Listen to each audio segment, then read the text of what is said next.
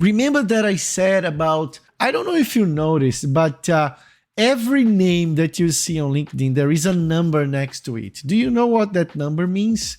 Well, that number means the level of connection that you have with that person. So for example, if you have someone with the first on their name, means that you are directly connected to that person. If you have second, means that you are connected to someone that is connected to that other person. So that makes a second degree connection. And then if you see a third level or number 3 on the next to the name of the person, means that that person is a third level degree connection for you, meaning that you are connected to someone that is connected to another person that is connected to that person. What is the deal of this level of connections here? Well, if you are connected to someone that is connected to another person that is in a second level degree, and let's say that you are applying for a job that this person here maybe is responsible for that job, and you are connected to someone that is connected to that person, maybe you can request to this person here introduce you to that hiring manager. There you go. You are using LinkedIn to carve an opportunity that outside of the job applications, online applications. So you are building here another strategy to make your resume arrive directly to the person that is hiring for that position.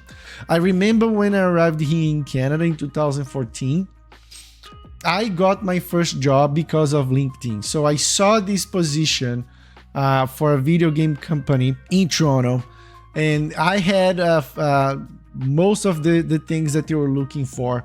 And I was applying online and I was not hearing back from them. So what I did was like I found someone on LinkedIn that worked for that company. I sent an invitation to connect.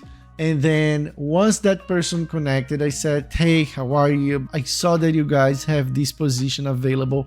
I've already applied online, but I would like to see if there was any chance to send my resume directly to the manager. This person reached out to the manager. The manager authorized to send the resume, and then I send the resume directly to the manager.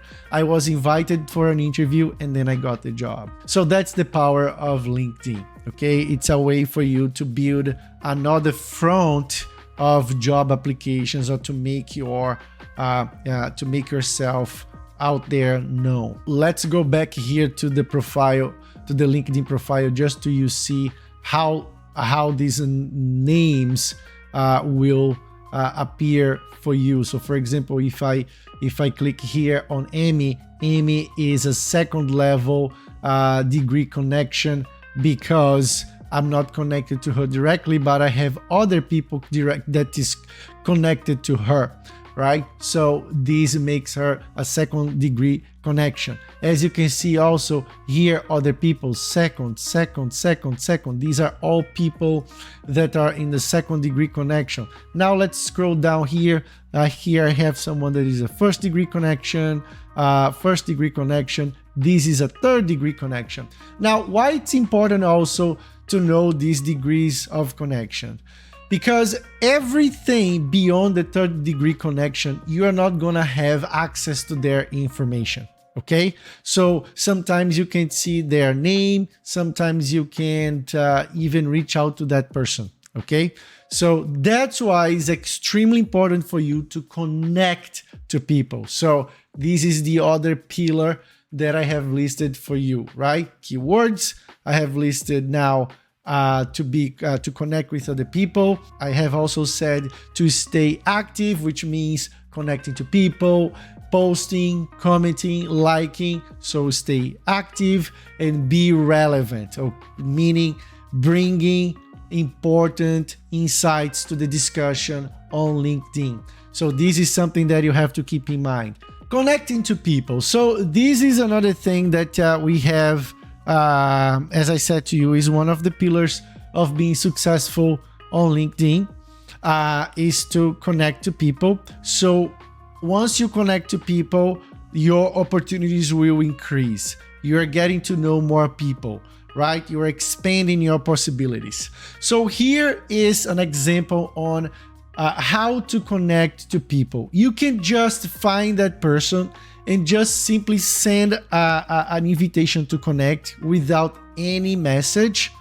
It's okay. There are some people that might accept your invitation to connect, because one of the things that people will do once you send an invitation to connect is they are gonna check your profile. So sometimes they will see that you're in Canada, you work in the same field as I am. So yeah, it makes sense for us to connect, right?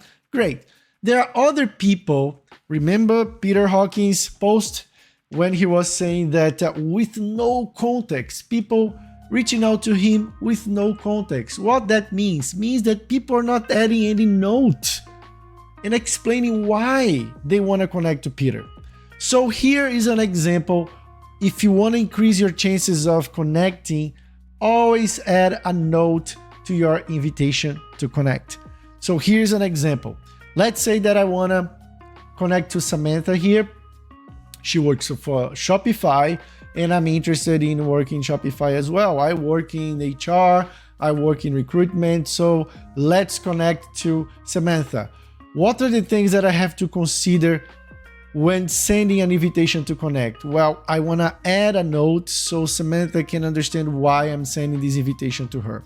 So things to consider: personalize your message, be polite, be pertinent, be professional, and be praiseful. How can I do this in my message? Dear Samantha, personalized. My name is Carlos, and I'm also a talent acquisition professional. I'm new to Toronto, and I'm starting to build my professional network locally.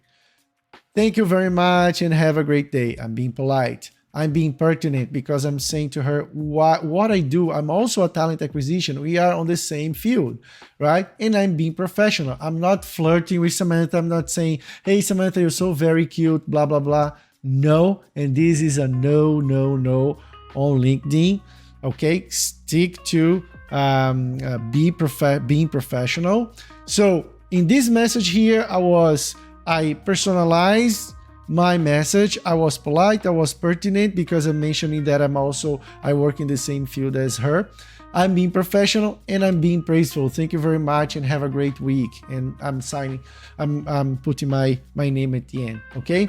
So if you want to use the same message while connecting to people, feel free to copy this message and use. Of course, don't forget that you have to personalize.